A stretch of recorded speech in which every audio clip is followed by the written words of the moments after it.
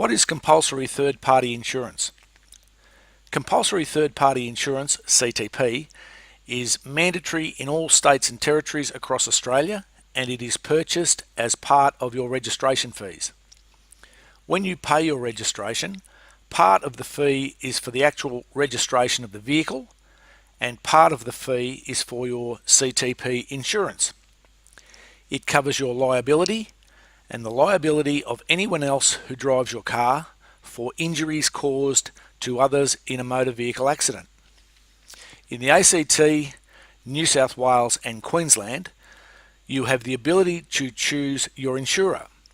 In the ACT there are 4 insurers that underwrite the scheme.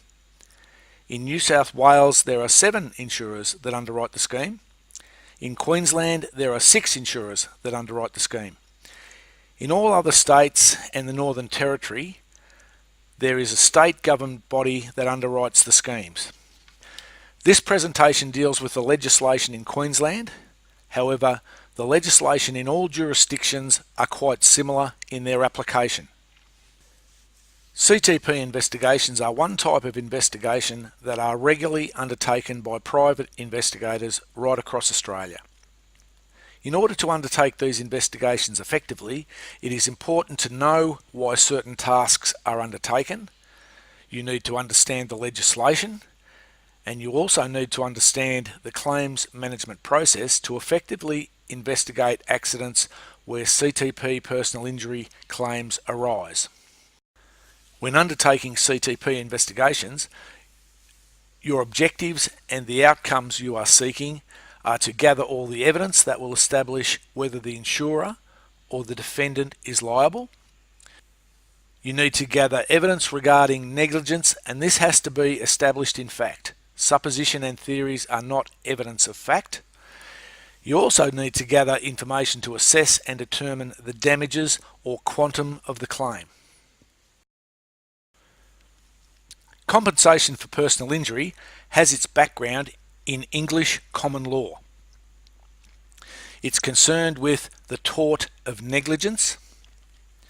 CTP accident insurance was created to insure the owners of motor vehicles and pay for the negligence or the liability of the driver of that vehicle.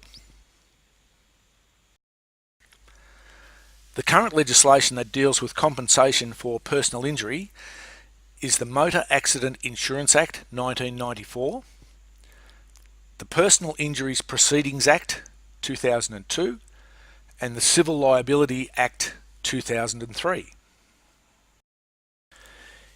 In respect to the Motor Accident Insurance Act, there are some very important sections that investigators need to be familiar with.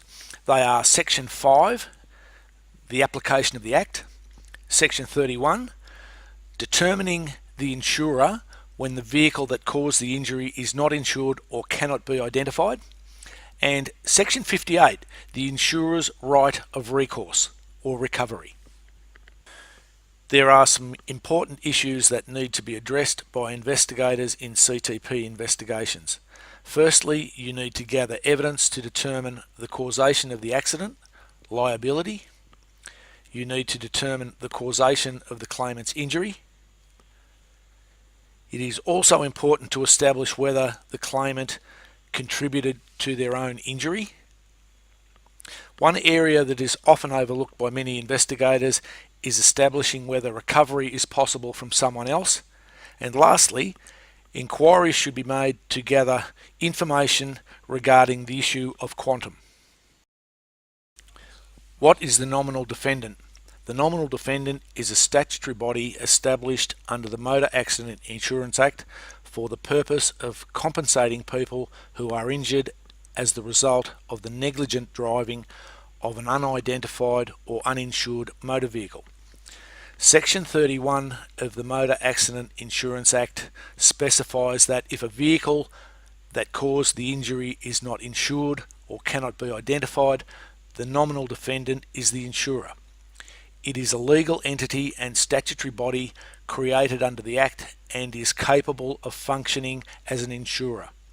It is funded by both the government and the Motor Accident Insurance Fund. In respect to the issue of liability, you must prove that someone or something was to blame for the injury. So in a single motor vehicle accident where the driver was the only occupant of the vehicle, they cannot make a claim under their own policy. You must find evidence of blame, fault, error, or responsibility against the person or a thing that is at fault. After the issue of liability has been addressed, it is important to gather evidence to establish whether the claimant suffered an obvious injury and whether the accident did in fact cause the claimant's injury. Remember, the burden of proof in these investigations is balance of probabilities, and the damage caused to the vehicles is usually indicative of the force of impact. Lastly, you need to gather evidence to determine whether the claimant contributed to their injury. Investigators need to address the issue of contribution and contributory negligence. Evidence provided by the insured driver and other independent witnesses, together with evidence gathered from the scene, such as skid marks, etc., will assist the insurer with having enough relevant information to effectively manage the claim. Claimants can contribute to their injuries by not wearing their seatbelt, if they get in the car with an intoxicated person, being a passenger in the rear of a utility, and speeding, etc. You need to determine, was the risk foreseeable, significant, and likely? And lastly, you apply the reasonable person test and ask whether a reasonable person would have taken precautions against such harm. Section 58 of the Motor Accident Insurance Act provides 4 circumstances where the insurer can seek recovery. The first is unlawful use of the motor vehicle. That is where the car was stolen or the driver had no permission to drive the vehicle. The second is intent to injure. This is where the driver deliberately drove the vehicle in a manner that was intended to cause injury to another person. The third is where the driver consumed alcohol, a non-medicinal drug, or a combination of the both, where they were unable to have effective and proper control of the vehicle. Lastly, the insurer can seek recovery where a mechanical defect or failure caused the accident. This would include such things as seatbelts that didn't work, brakes that failed, airbags that injured, tyres that had a defect, or a defective accelerator that inadvertently triggered.